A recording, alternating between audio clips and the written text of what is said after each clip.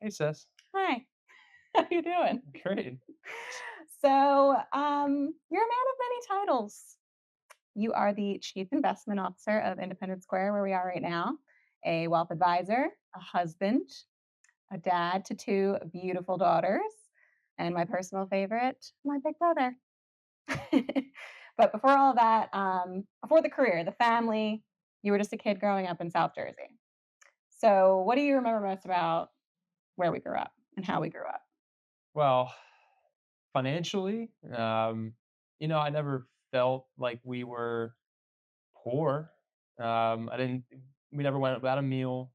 There was always something under the tree, even if half of it was like next year's necessities. Like Yeah. new winter gloves. I'm so Right. excited. Um, but we were the kids of a waitress and a plumber, and looking back on it, they did a fantastic job of like making us feel like we never wanted for anything. Even though I think we all like felt like we didn't necessarily have all the cool gadgets that all our friends did, and like obviously our house was a little bit different. Um, but I grew up feeling like a normal kid, but looking back on it, I mean, we had at one point 7 people in a one bathroom house, Which seems insane which now. seems insane. I would You actually know, love to go back and, like, just walk through walk that through it. house, like, the next time I it's think up it for was like sale. I honestly think it was like 900 square feet. It was, I did, yeah, I looked it Yeah, up. I it's think it was, like, something. 950 square feet. Yeah, and, like, Yeah. which seems crazy. That's the size of our Tina and I's first apartment. Mhm. Just us. It's like 1 bedroom, like a Yeah. tiny little apartment. But growing up, I didn't feel like that was bad or abnormal. Um, Sure.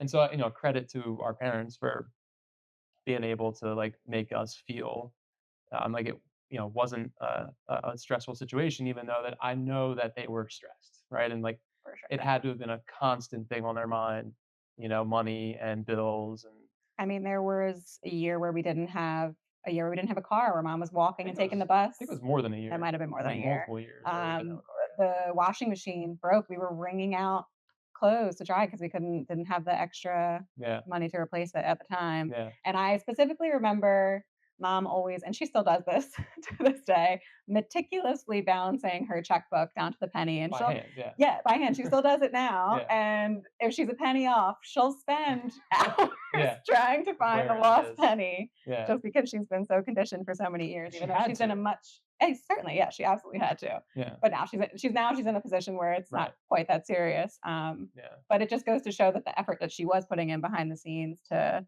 make sure she was gonna be able to pay for everything, make sure she was gonna be able to get the groceries, and, like, when we were at the grocery store, checking the prices of everything, like, making sure, like, the total at the end was gonna be something that she actually had Yeah. money for. Yeah. Um, Yeah, credit to her, man. I mean, it's just because yeah. I'm sure you probably felt the same way, and, there's 4 of us, right, with 4 kids, and, like, growing up, I mean, we had food on the table, and it was Always. everything was good, we had clothes on our body, and we still managed to do little trips and activities, and Yep. I think my kids are definitely spoiled in that regard. We have to do something I think literally kids in general are every just weekend has to have something planned, it's, yes. it's a different vibe, different time, but yeah, I mean, I remember it being a fairly normal childhood, but like looking back on it, realizing how much stress it must have been for him. Yeah, absolutely. Um, so financial education, not exactly something that we ever had. I don't even really remember us like, we went to the same high school. We didn't have it. Maybe it was an elective, but we didn't have, like, financial like, home economics or any type of financial education. So how did you Well, there was none of that, right? There was no, and to this day, I think that's something that's really lacking from a public policy standpoint. There are definitely school districts now that do incorporate it as a mandatory class, but it needs to be across the board mandatory. Just basic financial education, like what credit means, like how compound interest works for you and against you. Just really crucial concepts. But growing up in our household, like there was no financial education or financial role modeling because they were focused on survival, right? It was like, how do we yeah, pay the next month's bills, right? And right. that was it. And that was every month, right? There was no long-term savings and retirement planning that our parents were able to do. And so it just wasn't something that we were exposed to growing up at all, and in school either. It just wasn't. part of the curriculum. Um, and I think my first experience with that as an adult was student loans, right? You turn 18 and they're handing you a pot of money uh, with really no plan or whatsoever about what you're going to do with it. And tens of thousands of dollars later in student loans, right? So I think it's something that a lot of people would benefit from having some formal basic financial education as you grow up. For sure. Um, so going into finance, just from where you started, it's not an obvious path, I guess, for a kid in your background. So where did that come from? Was there a certain point where that clicked, where you were like, "This is what I want to do"? So you may not even know I was a biochem major. Just I to start, my freshman year, so I Okay. was an AP Bio student in high school. I loved biology. I loved science. I really enjoyed the process of you know, figuring out I don't think I a remember this. hypothesis and a problem, and science just gave you that opportunity to do it. I loved learning about complex systems and how things work together. So that was always really something that drew me in.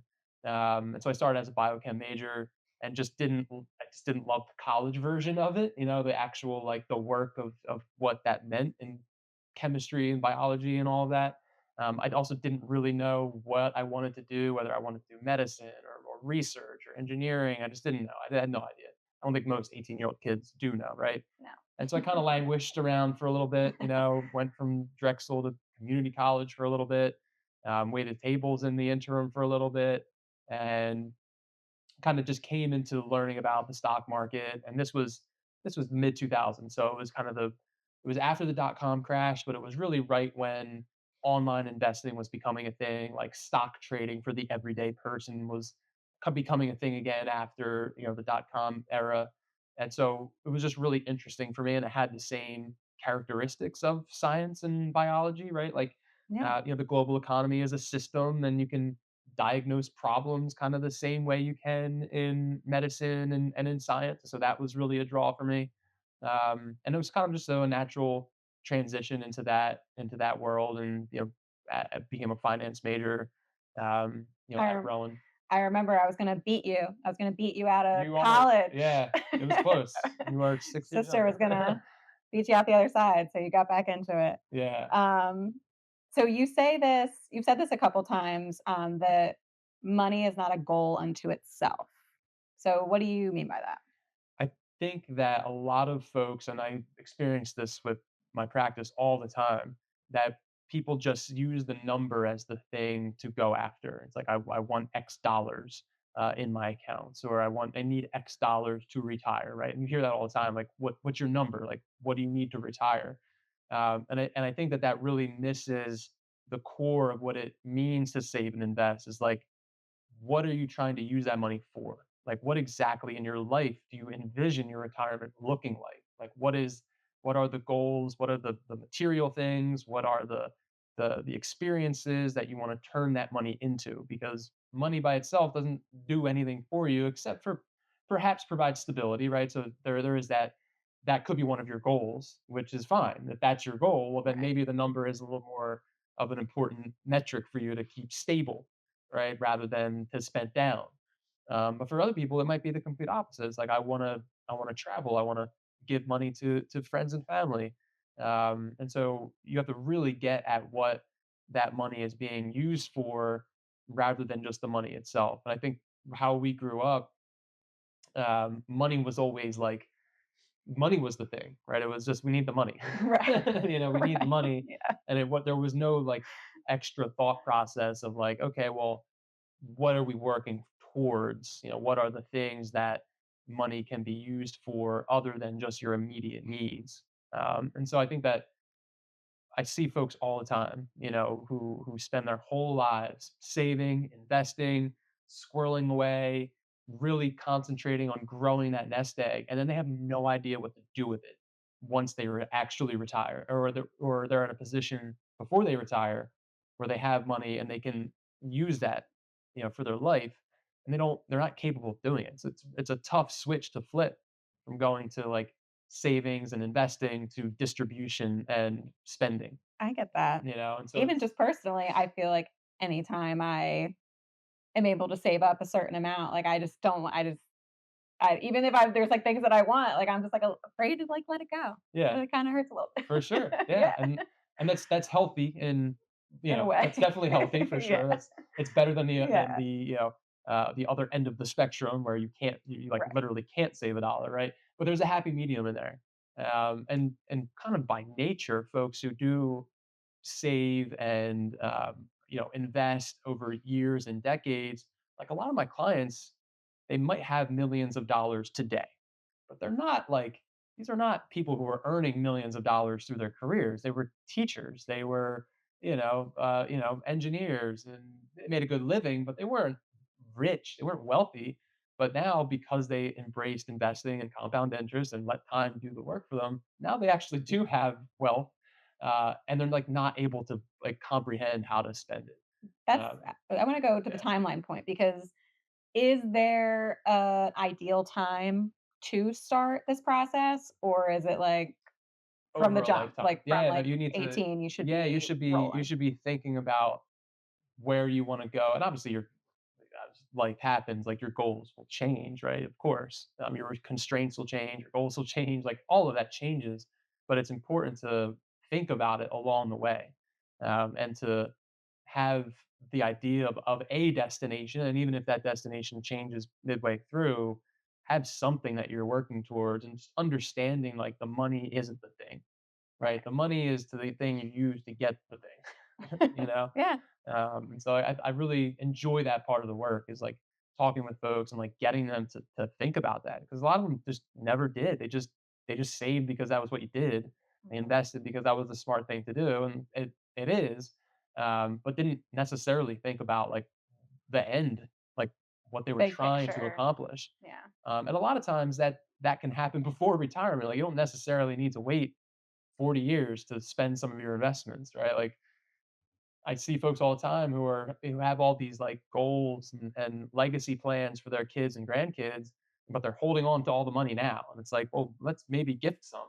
Like, let's maybe use some of that. Let's take people on a trip. Like, Yeah. it's a lot of with retirees, a lot of my job is like giving them like permission to spend and to do things and just talking them through like what that looks like. And it's very not a numbers focused thing. It's much more behavioral finance. And that's a really just interesting aspect of the job and something that drew me to it, very early on. So going to the multi-generational, side of things, talk about October 14th, 2019. What happened that day? Yeah, that was the day our first daughter, Rowan, was born. It was a Sunday because we went in early. Um, I think it was like 7 in the morning. At the time, we lived really close to the hospital, so it was like we can just if we feel like we need to go, like we can go. Like, it's not a big deal. Hop over there. They got there, they told us to check, and they were like, what's your pain level? And it's like on a scale of 1 to 10. And I think Tina said, I don't know if she said a 10, but she said like 8 or 9 or 10 or something like that.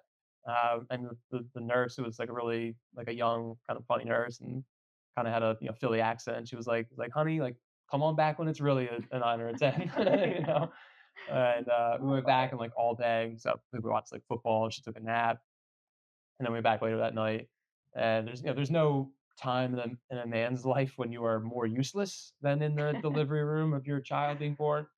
that's fair. Hive of activity. This was like it was a midwife focused hospital, so there was I think one or two midwives in there. There was the doctor. Um, there were several other people that I don't know their functions for, and I'm just kind of there and just like trying not to get in the way. And Yeah. but it was a great moment, and financially, it's like life before and life after kids. It really changes everything. Did you do anything? Because you were already in, finance realm by that point. Did you do anything advance of her arrival, or was it No, kind of a switch once it happened, like, "Okay, really need to lock in and get this no, and sorted out?" no, I wouldn't even say I didn't really do anything too crazy. I mean, we were already saving and investing at that point, so like we were doing the things. Mhm. I wouldn't even say a switch flipped, the day of. It kind of just a realization over time, and usually pretty early on, first couple months, you just realize like this, I'm responsible for this person now. It's not just me, and like even if you're married, like you know. you're responsible to each other in a sense, but with a child, it's just a much different level of responsibility. And so over those first couple months, you just realize like things are different for sure financially. And luckily, by that point, I was in the business. I had the training. I knew what those things were, and so I was prepared for them. But a lot of people are not aware, right? It's just not something that's Yeah. again, it's not taught. It's finance of having a kid, and having raising a family is just not something that you come in contact with unless it's your parents that give you that knowledge. And for us, it really wasn't. So I was lucky to be in the world at that point, but it's a vast. Yeah. And now you're working on a book. Your worlds are colliding, so to speak. Yeah, So, working title is Dad Math: The Financial Playbook for Growing, Managing, and Preserving Family Wealth in the Modern Economy. Keyword modern economy because it's yeah, quite a ordeal we're we're all living right now. yeah, So, what are some of the themes that you're tackling in the book? What are even just like the core takeaway that you want new dads to know as they yeah. embark on this? Really want them to start thinking about it and have a resource that they can go to start hitting the things, the items on the checklist, the things to think about, the basic education of how compound interest works. Because folks don't necessarily they understand for the most part what it is, but don't really have a conceptual framework of how it can work for and against you, and how time is the critical factor and how that plays out. So just to give folks the framework of the when it comes to insurance or investing or estate planning or all the day-to-day things of buying a house or budgeting for diapers, right? Like there's so many things that are thrown at you when you have your first kid, and even more when you have your second kid. You think you remember, but kind of like don't. It's just like it's a whole new thing. And so it's like you're juggling so many things. Usually, you have your own career also that's not finance related, and so I really wanted to just provide my view on what it was like when a financial professional went through this himself, and the clash between like what the numbers will say, like what the textbook says, and like what the reality is of like having kids. So I didn't, I couldn't really find anything on the market that really married those 2 things very well and really talked about like, yes, here's like if I've given you CFP textbook and this is what it says you should do, and like this is kind of like what actually happens in life, Right. and usually it's somewhere in the middle. And a lot of times you can't do all the things at once, right? And so, what are the priorities? A lot of folks don't know what the priorities are. You know, what do I do first? What do I do second? What do I do third? And does that vary depending on like what stage? Like for, late 30s new dad, they might be feeling like they're already behind. So what Yeah. would you say to that dad? Yeah, I mean, it's very circumstantial. It's very unique depending on what you have going on in your life, what stage you are, what support system do you have, what's your family makeup, are both spouses working, how many kids do you have, are there health issues? I mean, there's literally 1,000 things that you have to consider before I could ever give anyone like that answer, right? And that's what we do Mhm. every day, right? Working with families, to figure those things out. And this book can give you like the 30,000-foot overview of the things, but you really need to sit down and talk through them with a professional, to get like your personal priority list because it's different. So last thing, what do you hope to give other dads with this book? Starting point, a framework that they can use in their busy lives and careers. Most likely they're juggling 1,000 different things, and they might be saving, they might be investing, they might know what a 529 is. Maybe they have insurance. Where's that certificate? I don't know. How much is it? I don't know. Anyway, so Yeah. like being able to distill all of that down into a digestible process and playbook that you can use to bring the full picture into focus, because a lot of time you have these little threads that are very disjointed, and that's part of what we do. As CFP professionals, we help folks bring those threads together, be an accountability partner. I know what your term insurance is, and when it ends and how much it's for and who the beneficiaries are, right? So you don't have to know that. And there's certainly, like, you can do this stuff on your own, right? Like, and people do, but it's the fact that there's also a million other things in your life that need your focus. And I'm hoping that this book, and then through our practice, that we can give folks a starting point and somewhere to turn to help build and preserve and grow wealth. All of that. And while we wait for the book to be finalized, still under construction, Hmm. do we have a timeline, a goal timeline of when Yeah, people can hopefully, expect it? yeah, hopefully like spring 27. I think is a good time frame. And Spring cleaning, all the spring babies.